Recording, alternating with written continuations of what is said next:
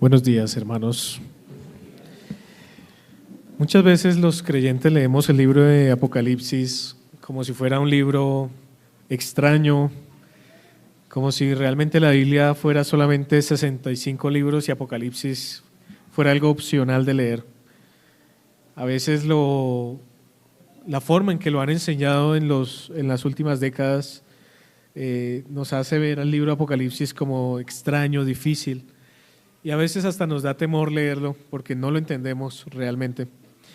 Algunos asocian lo que encontramos en el libro de Apocalipsis con catástrofes. Encontramos canales que se la pasan hablando de los juicios finales y de cosas que realmente no entienden, de los jinetes del Apocalipsis y de estas cosas. Pero realmente, como hemos venido estudiando, hermanos, Apocalipsis fue escrito para una iglesia, para consolar a una iglesia que es sencilla y que está siendo perseguida, y no realmente para confundirla como hacen muchos hoy día. Los primeros cristianos a los cuales se les escribió este libro vivían bajo la presión de un imperio llamado el Imperio Romano.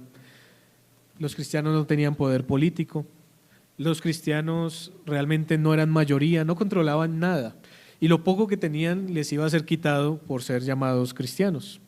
Y humanamente hablando, en ese contexto parecía que el mal estaba ganando, y en ese punto es donde Dios muestra a Juan una visión celestial para responder una pregunta que pudiéramos hacernos en esta mañana: ¿quién gobierna realmente la historia? En el capítulo 5 de Apocalipsis vemos no una escena nueva, sino continúa la escena que ya se reveló en el capítulo número 4. Tal vez los que no han estado, Apocalipsis se divide por lo menos en 7 secciones que pudiéramos estudiar. La primera sección vimos una visión del Cristo glorificado y ese Cristo hablándole a sus iglesias. Pero en esta segunda visión, que si ustedes tienen la Biblia en su mano, comienza en el capítulo 4, donde tal vez si tiene la versión Reina Valera se titula La adoración celestial.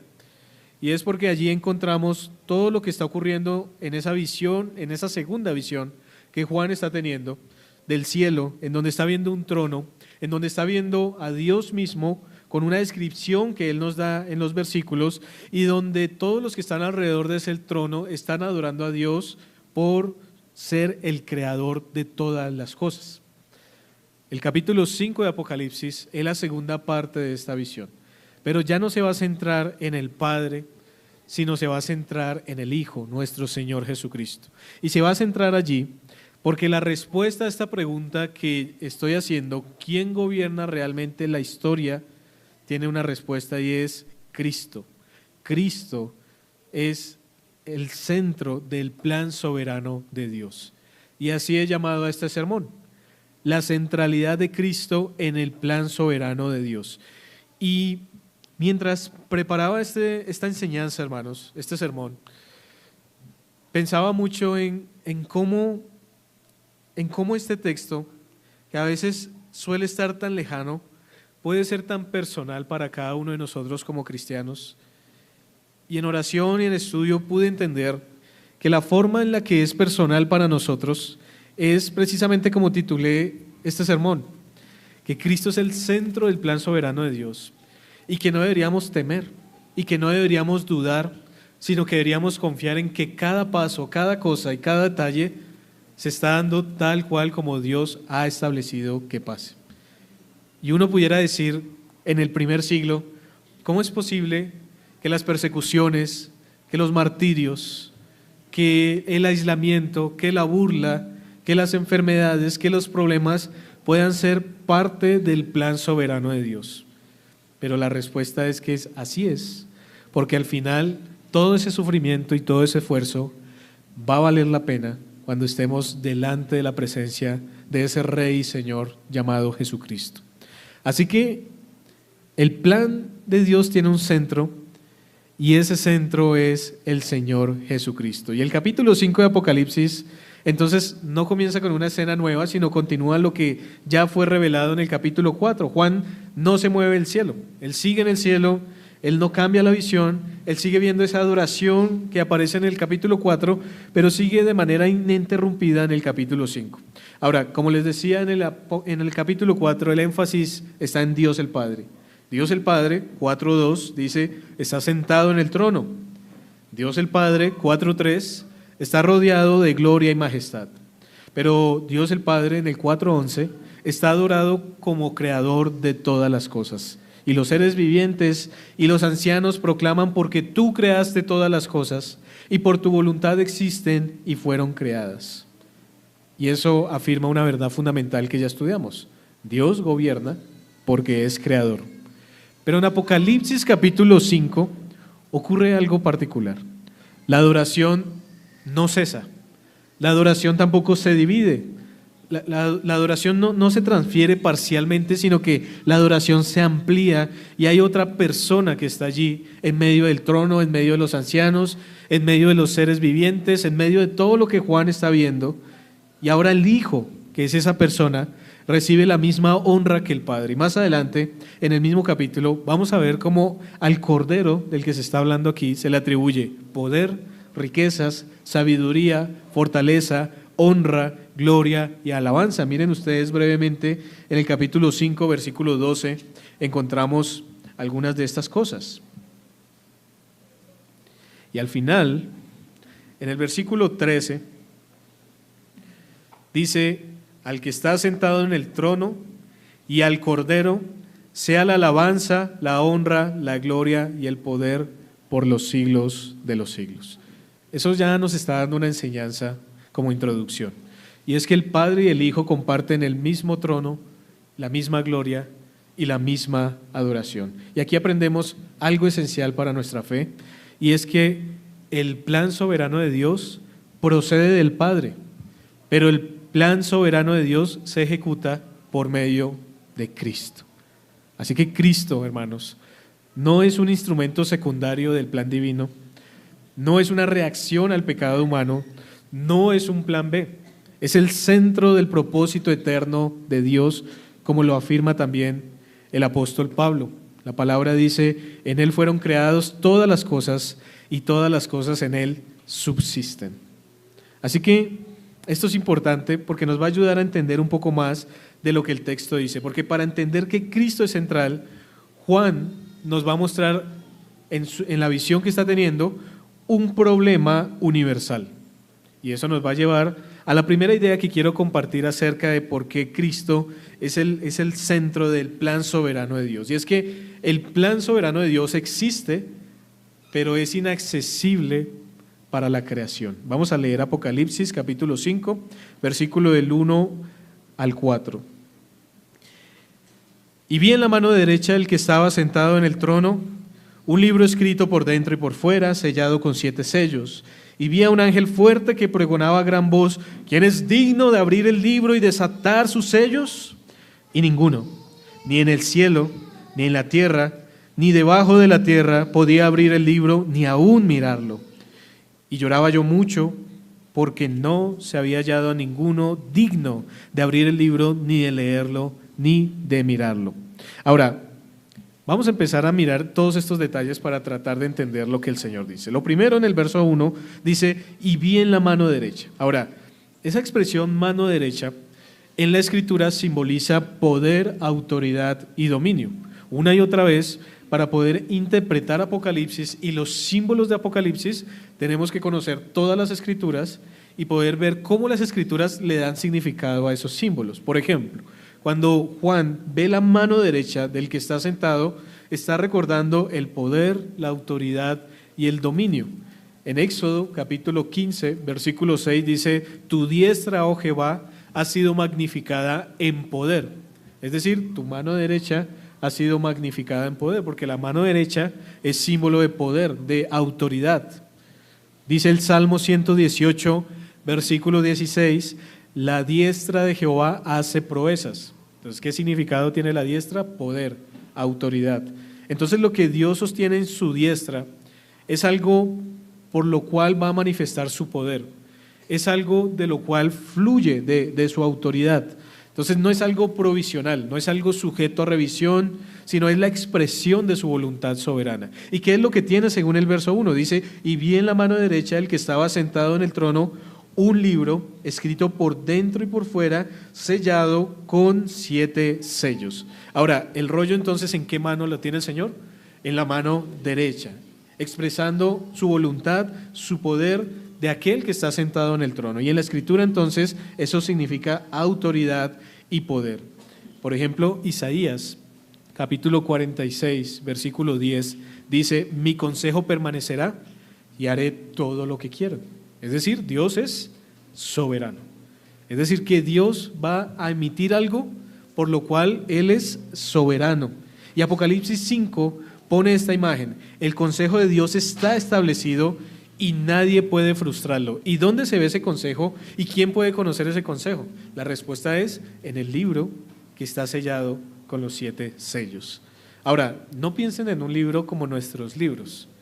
Este libro probablemente hace referencia también a 2 textos del Antiguo Testamento. Uno está en Ezequiel capítulo 2, en donde se nos habla de un rollo. Y ustedes sabrán que en el antiguo tiempo no existían los libros como existen hoy día, sino que antiguamente solamente existían pergaminos o rollos de pergamino. En el tiempo de Ezequiel, del profeta Ezequiel, era así. Posteriormente se compilaron los códices que se hacían con las pieles de los corderos o de los venados y se pulían y se compilaban como si fuera un libro muy grande. Pero estos rollos eran muy comunes en esos tiempos, en los tiempos de Daniel también. Por ejemplo, en la visión de Daniel dice, el juicio se sentó y los libros fueron abiertos en Daniel 7:10. Y esos libros son rollos que se van a desplegar. Ahora yo quiero que piensen un momento en cómo sería ese rollo. Y recuerden que es una visión y que todo lo que está viendo Juan está simbolizando una realidad. Pero pensemos un momento en ese rollo, porque ese rollo tiene 7 sellos. Y parece que esos sellos no se abren todos inmediatamente, sino son consecutivos. Hay quienes han tratado de ilustrar esto mirando un rollo que se enrolla un pedacito y se le pone un sello, y se enrolla otro pedacito y se le pone otro sello, pero es muy difícil de explicar porque realmente lo que Juan quiere que nosotros pensemos no es literalmente en cómo se veía el rollo, sino lo que significa. Sin embargo, ese rollo está sellado y está sellado por dentro y por fuera. Ahora, Ezequiel capítulo 2, vamos allí un momento, también nos habla de esto. Ezequiel capítulo número 2.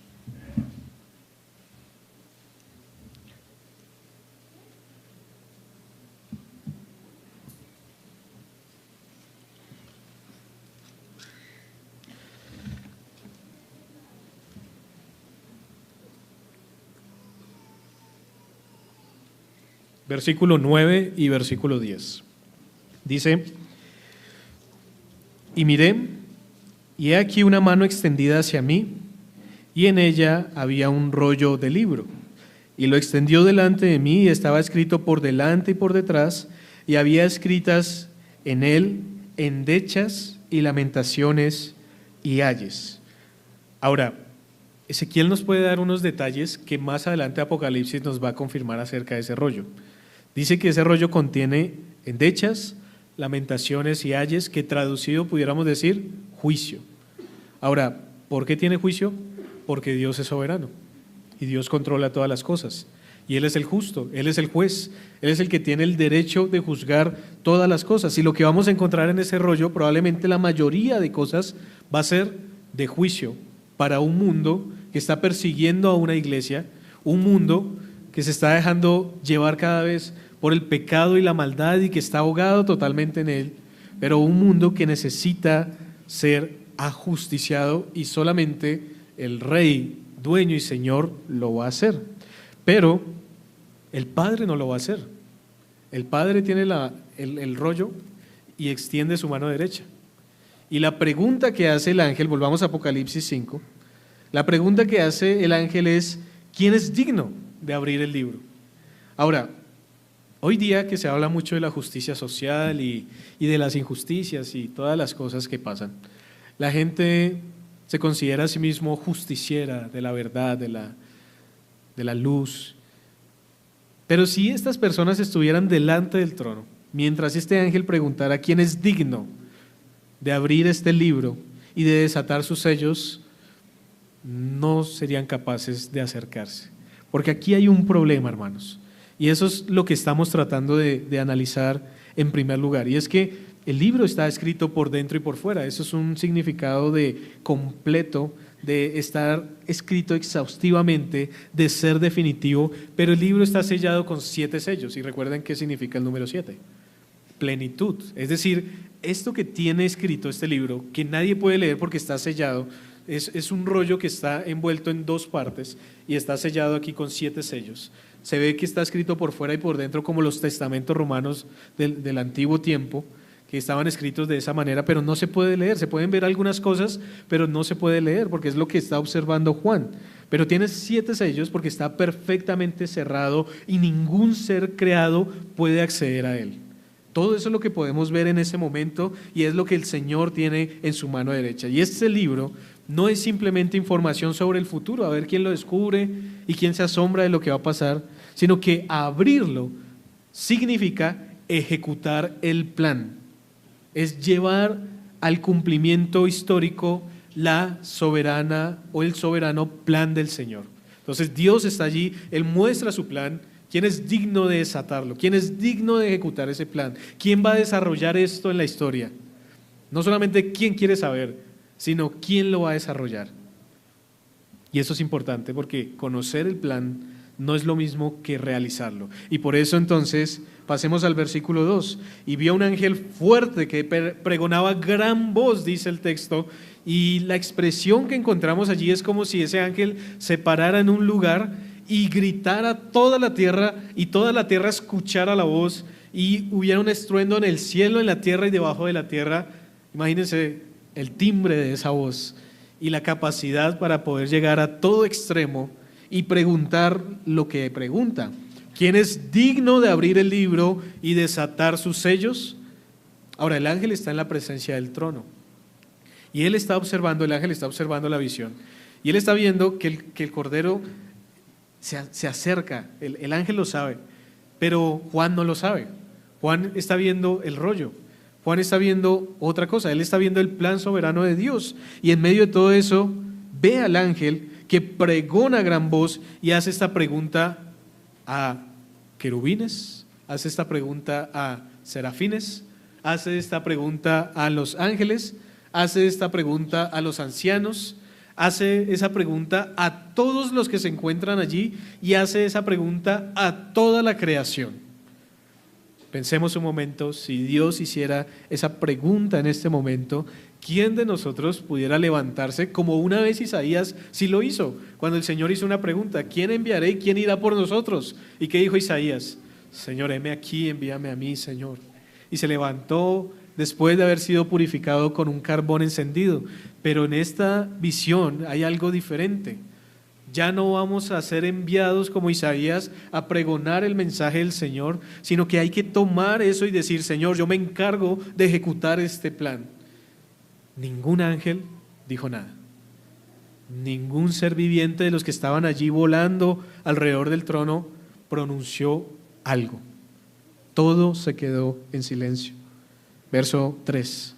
Y ninguno, ni en el cielo, hablando de todo esto que estamos viendo, ni en la tierra, es decir, ningún ser humano, ninguna criatura, ni debajo de la tierra, porque aún pudiéramos pensar en alguna buena persona que en algún momento en la vida existió, algún pensador, algún filósofo que pudiéramos decir, ese sí podría haber tomado ese rollo. Ni siquiera debajo de la tierra, ni siquiera ningún tipo de criatura podía haber tomado el rollo, y ese es el énfasis del verso 3, y ninguno, ni en el cielo, ni en la tierra, ni debajo de la tierra, podía abrir el libro, ni aún mirarlo, dice. Es decir, no puede hojearlo, no puede saber. ¿Quién puede conocer la mente del Señor sino el mismo Señor? Y entonces la búsqueda es universal. Cielo, tierra, debajo de la tierra, y no hay absolutamente nada. Y el resultado entonces es absoluto, ninguno. ¿Han vivido esas experiencias donde a veces en una empresa o en algún lugar se dice: ¿quién se anima a esto? Y queda el silencio sepulcral. O alguien sabe y nadie responde. Así está ocurriendo en el cielo y en toda la creación. Y el resultado es absoluto, y ninguno ni podía abrir el libro, ni podía ni siquiera mirarlo. Y aquí se revela entonces una verdad muy importante, hermanos, y es que ninguna criatura puede ejecutar el plan soberano de Dios. Por eso cuando se hace esa pregunta que a veces puede sonar absurda, hermanos, de por qué Dios envió a su Hijo y no envió a un ángel, de por qué Dios no lo hizo de otra manera, la respuesta es porque no había nadie digno, no había nadie capaz, no había nadie suficiente, a no ser de que fuera el Hijo, como lo vamos a ver. Y esto concuerda con las Escrituras. Jeremías 17:5 por eso dice: maldito el varón que confía en el varón y pone su confianza en él, porque no sirve de nada. Nosotros fallamos, somos falibles, un día vamos a morir, somos limitados, es más, somos torpes y pecamos. Imagínense que nos dieran ese libro a nosotros, el hecho de mirarlo nos pulverizaría, nos volveríamos locos, y si pudiéramos tan siquiera hacerle fuerza a un sello de esos, ahí quedaríamos en agonía porque no podríamos ni siquiera moverlo. Dice Romanos 3:12, no hay quien haga lo bueno, no hay ni siquiera uno, hermanos. Y esto nos enseña de humildad, esto nos enseña que nosotros no somos capaces, que nosotros no tenemos capacidad, que nosotros no tenemos conocimiento, que no somos dignos, aunque creemos serlo. Aquellos que se hacen llamar apóstoles hoy día, por ejemplo, incluso, yo no sé si ustedes han visto, yo he visto gente que se hace llamar arcángeles, ángeles, o sea, han llegado hasta tal extremo de creerse sin pecado que se llaman así. Hermanos, si estuvieran realmente delante de la presencia de Dios, si comprendieran un poco de lo que ellos son, como nosotros debemos comprenderlo, se darían cuenta de que no son dignos de ningún título, de ningún nombre, y que no somos dignos de nada. Ni la sabiduría humana, hermanos, ni el poder político. Hace poco también escuchaba a un hombre que, si mal no recuerdo, se llama J.D. Vance, que es el vicepresidente de Estados Unidos, y él decía algo muy, muy fuerte, y que lo que había pasado con Venezuela había pasado para mostrarle a toda Latinoamérica y a toda América que Estados Unidos gobernaba sobre todos. Y fue fuerte, lo dijo así literal. Dijo que nadie se atreviera a meterse con Estados Unidos porque Estados Unidos gobernaba sobre todos. Pero ni siquiera él, ni siquiera el presidente de Estados Unidos, ni siquiera nuestro presidente, ni ningún poder político pudiera acercarse al trono y coger ese libro y tratar de desatarlo.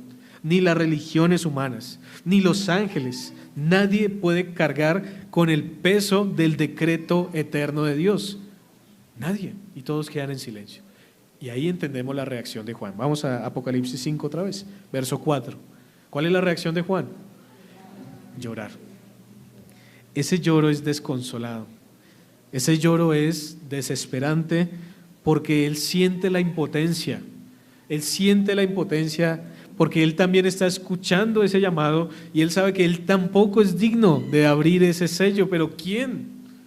¿Quién entonces va a desatar el plan redentor? ¿Quién va a desatar todo el desarrollo de lo que Dios, el soberano Dios, ha planeado? ¿Quién lo va a poder hacer? Y ese llanto entonces es correcto porque el libro no se abre, el mal no será juzgado, la iglesia no será vindicada, el reino no será consumado. Imagínense que eso fuera así. Y eso es lo que los hermanos que estaban siendo perseguidos por Roma en su tiempo, por los judíos en su tiempo, pudieran estar pensando en sus corazones. El mal no va a ser juzgado. No decimos a veces eso, tanta maldad que vemos día a día, robos, violaciones, asesinatos.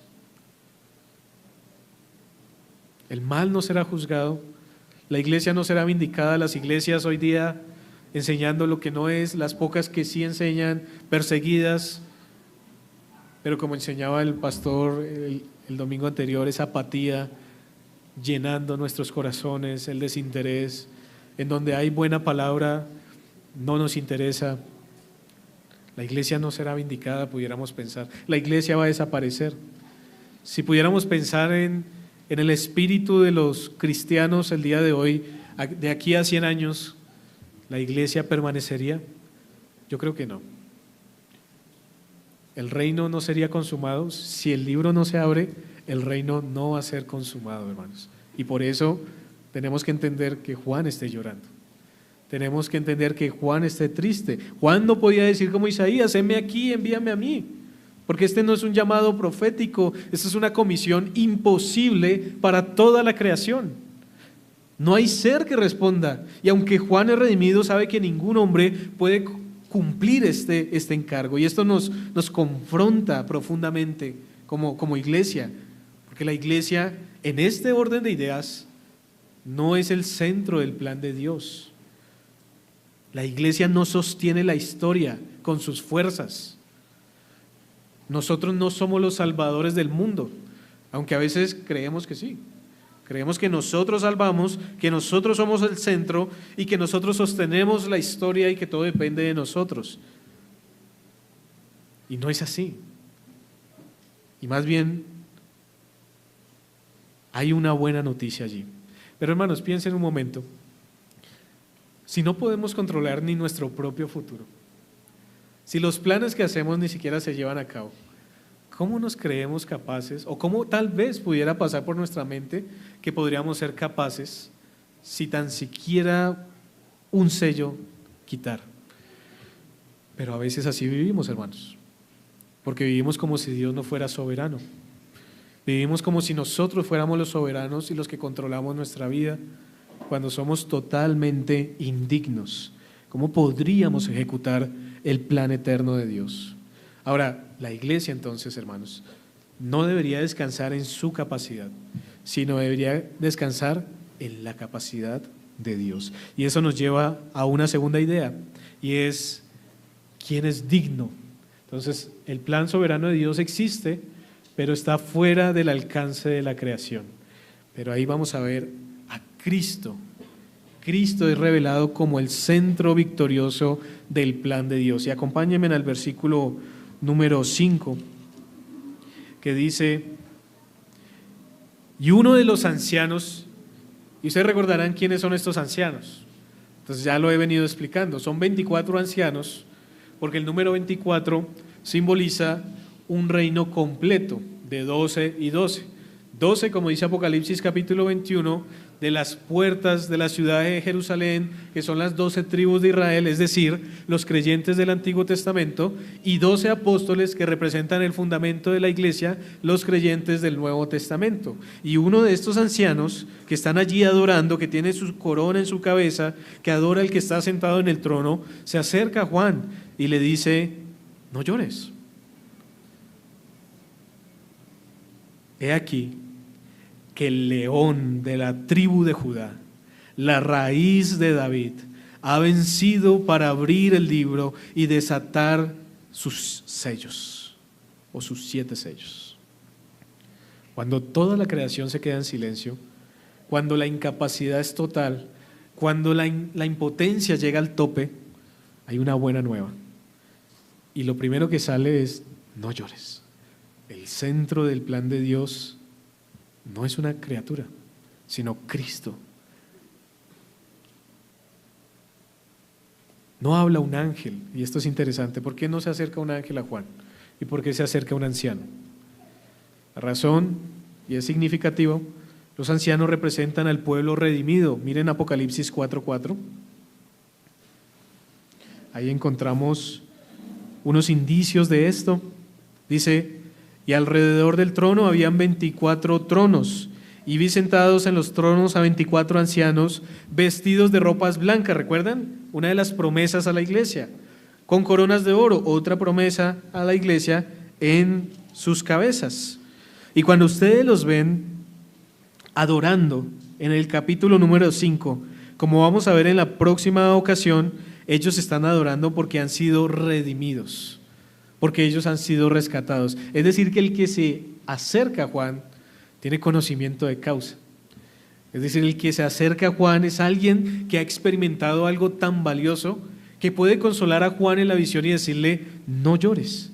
Alguien que ha experimentado la salvación es quien anuncia la esperanza. El consuelo cristiano no solamente nace de la teoría, sino de la práctica, de la redención vivida. Y las primeras palabras son pastorales, de consuelo. no llores. Juan no es reprendido, no le está diciendo como a veces alguien llorando le dice, no, pero no llore, sino lo está consolando. Y lo que le está diciendo es, tu llanto, Juan, no tiene la última palabra. Él ha vencido. ¿Quién? Y entonces empieza a describirlo con unos títulos particular, pero lo que primeramente llama la atención en el texto es que dice, y uno de los ancianos me dijo, no llores, he aquí que el león de la tribu de Judá, la raíz de David, ¿qué ha hecho? Ha vencido. Ahora, esa palabra vencer se puede traducir también como conquistar. Y recuerden, hagan memoria de lo que el Señor le decía a la iglesia una y otra vez, el que venciere se sentará conmigo, el que venciere comerá del maná, el que venciere tendrá la piedrecita blanca, al que venciere le daré. Él es el vencedor y por eso Él puede prometer victoria para los cristianos que perseveren en fidelidad hasta el final. Es un hecho consumado, Él ha vencido. Noten que no dice vencerá, sino dice ha vencido. Ahora, ¿sobre quién ha vencido? Vamos a aterrizar esto. ¿Sobre quién ha vencido? Primero sobre Satanás, hermanos. Recuerden Génesis 3:15. La simiente de la mujer herirá en la cabeza a la simiente de la serpiente. Recuerden Juan capítulo 12, versículo 31. Ahora el príncipe de este mundo, que es Satanás, será echado fuera. Colosenses 2:15, despojando a los principados y a las potestades, los exhibió públicamente. ¿Cuándo? ¿Cuándo pasó eso? ¿Cuándo golpeó en la cabeza a Satanás? ¿Cuándo le hirió? Vamos viendo. Ahora, ¿sobre qué más venció? No solo sobre Satanás, sino sobre el pecado. El pecado dice, y es una promesa para los cristianos, no se enseñoreará de vosotros. ¿Por qué? Porque Cristo venció el pecado. ¿Cómo lo venció? Segunda de los Corintios 5:21. El que no conoció pecado, por nosotros lo hizo pecado. Pero también venció la muerte. Dice primero a los Corintios 15, sorbida es la muerte en victoria.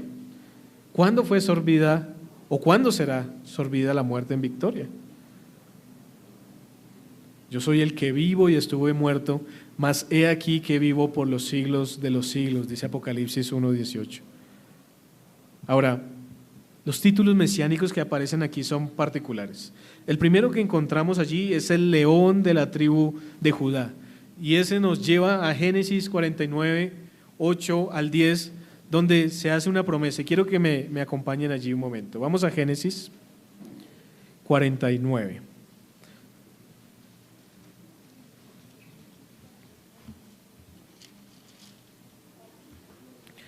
Ahora, Génesis 49, ya está terminando el libro de Génesis. Hay un hombre que está bendiciendo a sus hijos, que son las 12 tribus de Israel. Ahora, no olviden, hermanos, que cuando la Biblia habla de las promesas a Jacob, está hablando de las promesas al pueblo de Dios. Es decir, esto que vamos a leer se va a cumplir en Cristo Jesús y se va a cumplir en el verdadero pueblo de Dios. Ahora, Jacob está a punto de morir y está dando las bendiciones finales a sus hijos.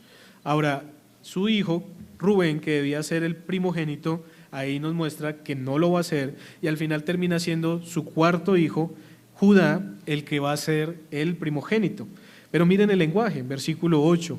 Judá, te alabarán tus hermanos, tu mano en la cerviz de tus enemigos, los hijos de tu padre se inclinarán a ti.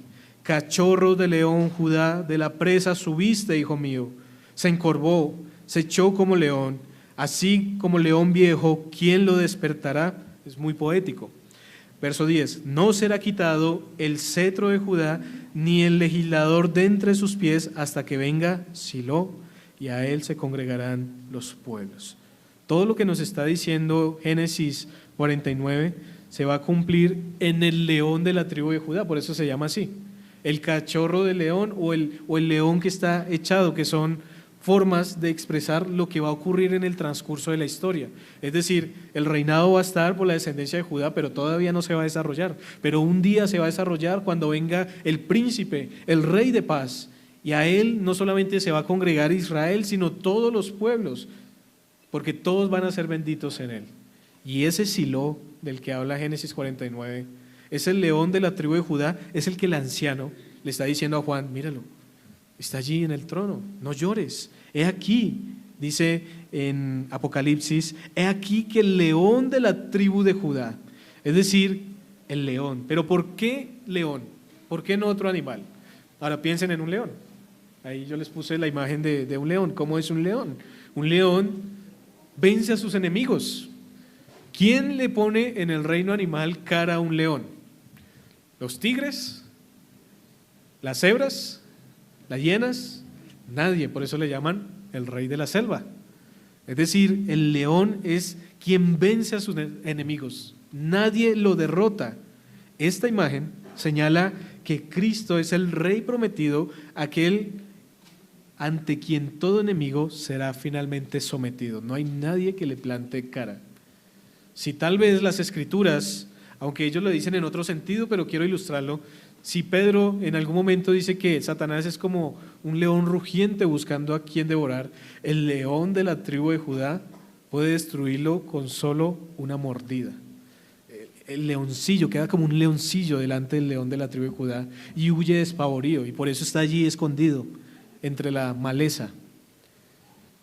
El león entonces vence a sus enemigos, pero no es el único título que encontramos. Es decir, por eso dice que él vence, porque nadie va a poder detenerlo, es un león. Pero sigue diciendo la raíz de David. Y eso nos lleva a Isaías 11, del 1 al 10. Y aquí la imagen no cambia. Entonces, hay un tronco que ha sido cortado, porque Israel parecía acabado, pero de ese tronco va a brotar una bendición, y es la bendición del Señor Jesucristo. Dios va a cumplir su promesa. Vamos a Isaías capítulo 11.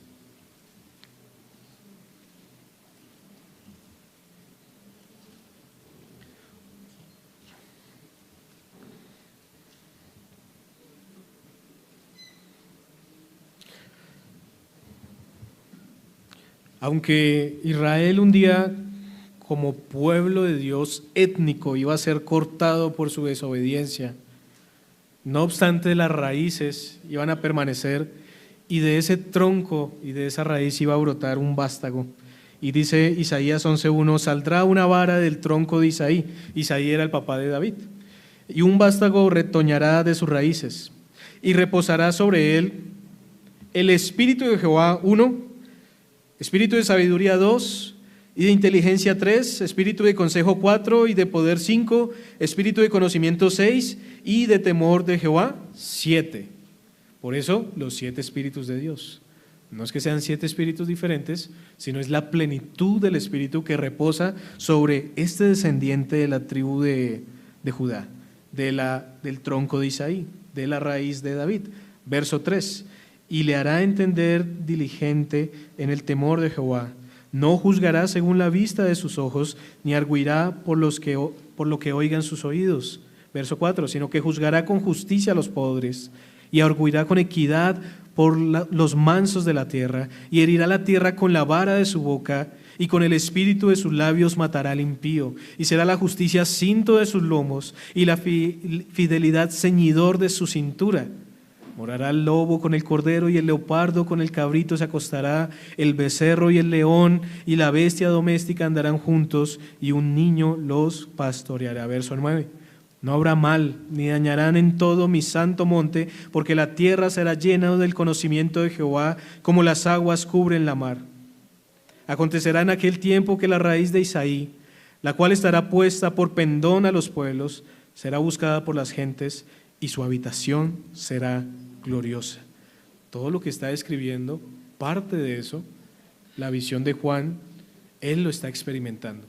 Y por eso el anciano se acerca a él y le dice, no llores, he aquí que el león de la tribu de Judá, la raíz de David, ha vencido. Es decir, que este no aparece de la nada, hermanos, por decirlo de una manera. O sea, no es un plan improvisado.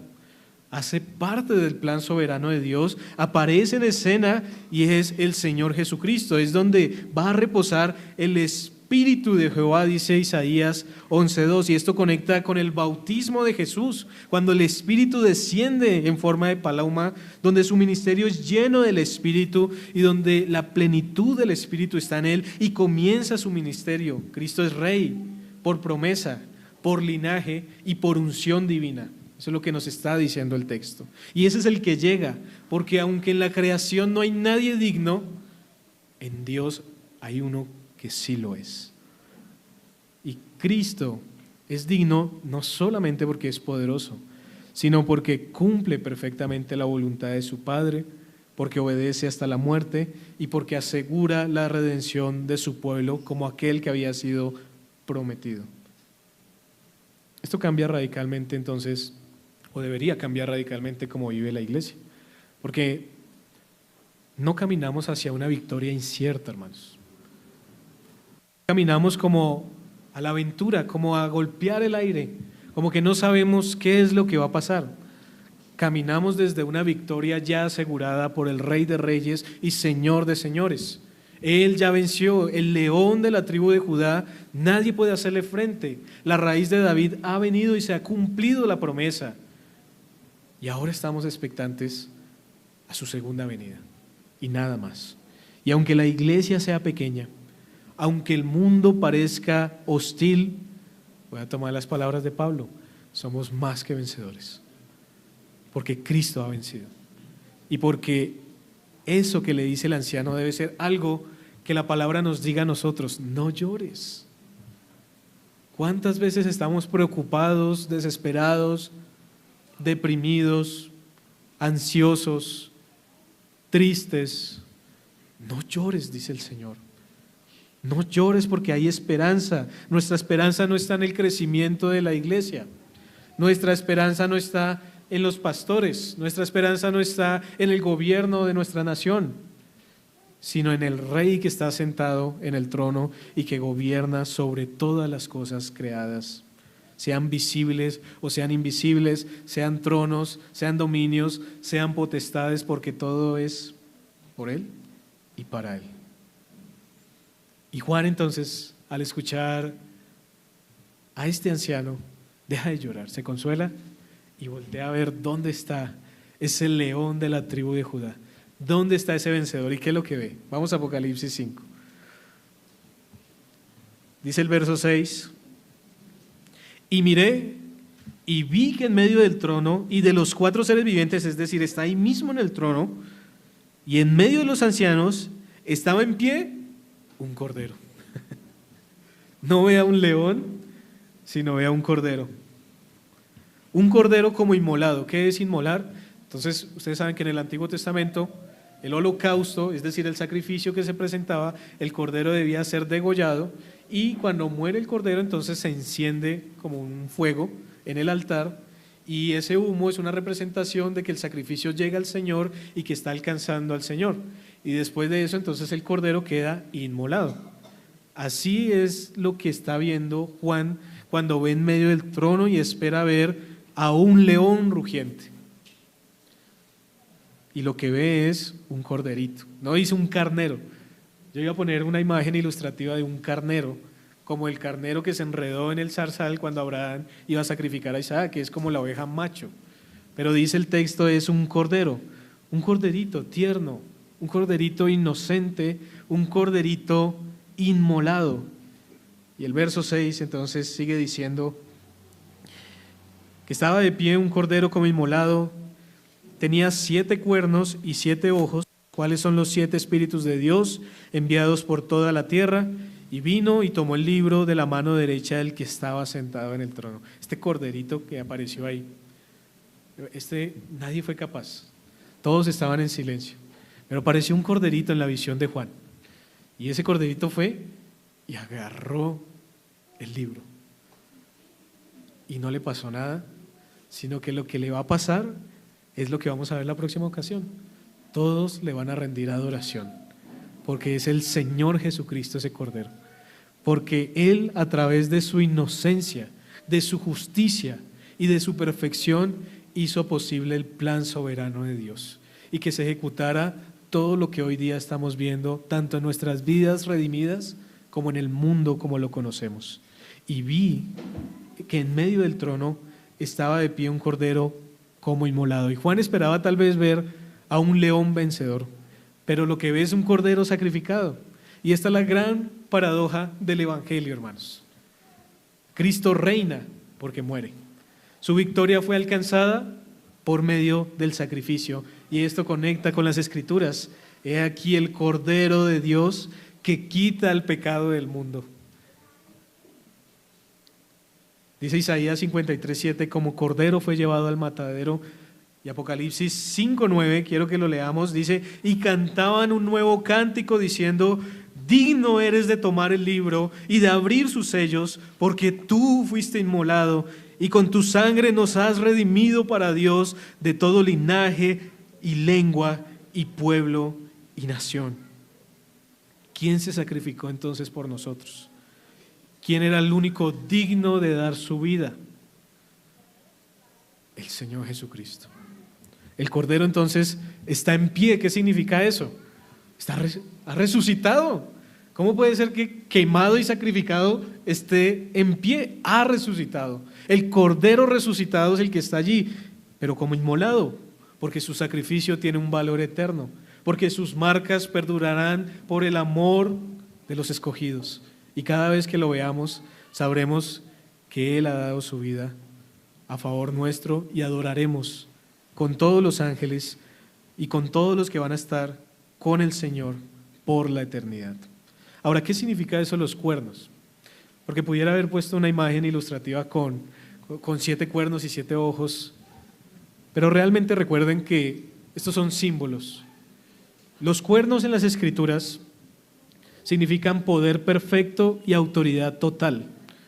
Es la autoridad que adquiere el Señor cuando resucita. Mateo 28:18 dice, toda potestad me es dada en el cielo y en la tierra. Si ustedes van a ver los cuernos en el Antiguo Testamento, el significado es de gobierno, de poder, de autoridad. Y si Él tiene 7 cuernos, quiere decir que Él es perfecto para gobernar, que Él es el perfecto para abrir ese rollo. Pero dice que tiene 7 ojos. Recuerden que los ojos es símbolo de conocimiento, es decir, que Él tiene omnisciencia, porque tiene 7, es pleno en conocimiento, pero también tiene la plenitud del Espíritu, como ya habíamos visto. Ahí al final dice, los cuales son los 7 Espíritus de Dios enviados por toda la tierra. Y deténgase un momento y considere que lo que estamos viendo es una representación de la Trinidad. El Padre allí en el trono, Cristo tomando el rollo y el Espíritu de Dios en la plenitud del Hijo también. Ahí encontramos a nuestra Santísima Trinidad, 7 ojos, omnisciencia y plenitud del Espíritu. Cristo entonces no gobierna con debilidad, Él gobierna con poder perfecto y con conocimiento absoluto, y por eso es digno, es el único capaz, es el único que ha resucitado, es el único que ha entregado su vida para vencer, para triunfar y para cumplir las promesas. Y el acto culminante es tomar el libro. Verso 7. Y vino y tomó el libro de la mano derecha del que estaba sentado en el trono. Y este es el momento central de la visión. Todo conduce aquí. Tomar el libro significa recibir autoridad. Tomar el libro significa asumir el gobierno. Tomar el libro significa ejecutar el decreto eterno de Dios. Y esto se cumple en Cristo. Por eso la Biblia nos dice que Dios lo exaltó hasta lo sumo. Por eso Efesios 1:20 dice que lo sentó a su diestra y está sobre todo principado. O como dice Efesios 1:22, es cabeza sobre todas las cosas para la iglesia.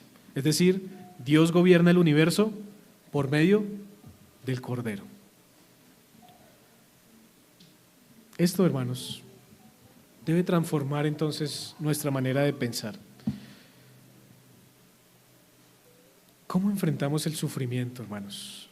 ¿Cómo enfrentamos cada situación que vivimos? Porque quiero que piensen un momento en los cristianos a los cuales en primera instancia se les estaba enviando esta carta, que estaban sufriendo todo lo que vimos que estaban sufriendo en el capítulo 2 y en el capítulo 3 de Apocalipsis. ¿Cómo se sentían al escuchar esto? Y yo quiero, hermanos, exhortarles en este momento, porque tal vez nosotros escuchamos estas cosas y no nos parece importante, porque Cristo, y sí, Cristo el león, y Cristo el cordero, y sí, ya sabíamos estas cosas, pero ¿qué me tiene que decir, pastor, a mi vida? ¿Qué es lo que tengo que hacer? Y volvemos otra vez a lo que estábamos hablando temprano. Este es el centro de todo. Cristo es nuestra vida, no es el hacer cosas, no es el decir cosas, esas cosas vienen después, pero la base, el fundamento y el centro de todo es Cristo. Por eso Pablo ora para que los cristianos conozcan la anchura, la profundidad, la altura, la longitud, que conozcan la dimensión de Cristo.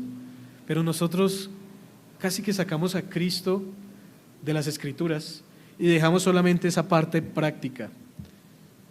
Y creo que estamos cometiendo un error, porque entonces no estamos apreciando a aquel que ha dado su vida por nosotros. Lo que nos debe constreñir no es que vayamos al infierno si no obedecemos.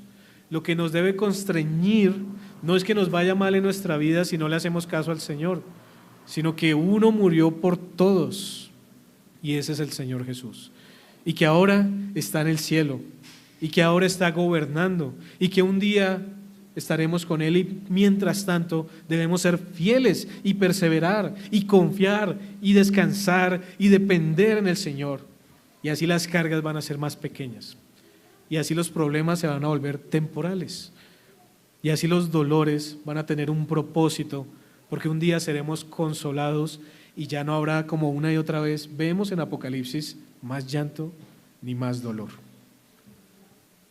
Esto transforma cómo enfrentamos el sufrimiento, porque nuestro Rey conoce el dolor, está inmolado, está totalmente calcinado, pero está de pie. Murió en la cruz, hermanos, y sus heridas estarán con Él. ¿Recuerdan a Tomás? Hasta que no veo, no creo. Y se le apareció al Señor y le dijo: tocad, ved, palpad, porque un espíritu no tiene carne ni huesos como veis que yo tengo. Un día podríamos tal vez palparle, no sé. Pero no necesitamos palparle, necesitamos creer como el Señor Jesús dijo: más bienaventurados los que no vieron y creyeron. Él no gobierna desde la distancia, Él fue herido por amor a su pueblo, y cuando la iglesia sufre, no sigue a un rey ajeno del sufrimiento, sino a un cordero que fue inmolado por ella, hermanos. Así que, en conclusión, y un pequeño resumen de Apocalipsis 5 del 1 al 7 pudiera resumirse en la siguiente oración: Cristo es el centro de todo. Eso es lo que está explicando Apocalipsis, y eso va a ser importante para el resto del libro, porque si queremos entender los sellos que se van a desatar, porque ahora que Cristo va a coger ese rollo, va a empezar a desatar esos sellos, y para poder entender quién desata y por qué y con qué propósito, tenemos que entender que Cristo es el centro. Cuando empiecen a sonar las trompetas en Apocalipsis, tenemos que entender que suenan porque Cristo es el centro. Cuando las copas se derramen y cuando pase todo lo que va a pasar en Apocalipsis, tenemos que entender que la base por medio de la cual debemos interpretar todo eso es que Cristo es el centro de todo, y no satisfacer nuestra curiosidad y no inventarnos cosas que la Biblia no dice, sino entender que como Cristo es el centro de todo, a pesar de todo lo que está pasando en el mundo, a pesar de todas las situaciones que vive el mundo, que vive la iglesia, lo que está ocurriendo en el cielo y donde cualquier cosa que el Señor haya creado, Cristo es el centro de todo. Así que Apocalipsis 5 del 1 al 7 nos enseña primero que el plan soberano de Dios existe. Hay algunos que entienden diferente la soberanía de Dios. Dios es soberano, Dios gobierna sobre todos. Ahorita mencionaron a Nabucodonosor. Nabucodonosor se volvió un animal por creer que él era capaz de confrontar a Dios. Y hoy creemos que nosotros podemos contrariar, resistir, ordenar o decretar a Dios. Es Dios el que decreta, es el Dios soberano, es el Dios que gobierna. Pero también nos enseña el texto que ninguna criatura puede ejecutar el plan de Dios. La buena nueva es que Cristo ha vencido y que el Cordero reina desde el trono. Y por eso, aunque el mundo sea caótico, aunque la iglesia sea pequeña, aunque el futuro parezca incierto, la historia está en manos del Señor. El libro ya no está sellado, hermanos. El Cordero reina y el plan de Dios avanza. Y por eso debemos darle la gloria solamente a Él. Y por eso debemos descansar solamente en Él, confiar solamente en Él, depender solamente en Él. Y aplicaciones puntuales, hermanos, se las dejo a ustedes, para que cada uno en su vida, en sus situaciones y en sus luchas, se pregunte cómo esta verdad de Cristo afecta mi vida y cómo debería entonces vivir como un cristiano. Vamos a dejar hasta ahí, vamos a orar y damos gracias al Señor. Amado Padre Celestial, te damos gracias por tu palabra preciosa. Gracias, Señor, por llevarnos al cielo juntamente con Juan, Señor, y permitirnos contemplar esta visión, por poder ver estos símbolos, Señor, y poder entenderlos a la luz de tu palabra. Ayúdanos, Señor, a aterrizar esta verdad en nuestro corazón y que nuestra confianza no sea en nuestras fuerzas ni en nadie, sino solamente en tu Hijo amado, nuestro Señor Jesucristo, que tomó el rollo, que desató los sellos y que gobierna y reina desde hoy y para siempre, Señor. Ayúdanos, Señor, a no olvidar el corazón del Evangelio, el corazón del cristianismo, el corazón de la iglesia, el corazón de nuestra vida, Señor, el corazón de todas las cosas, a nuestro Cristo amado.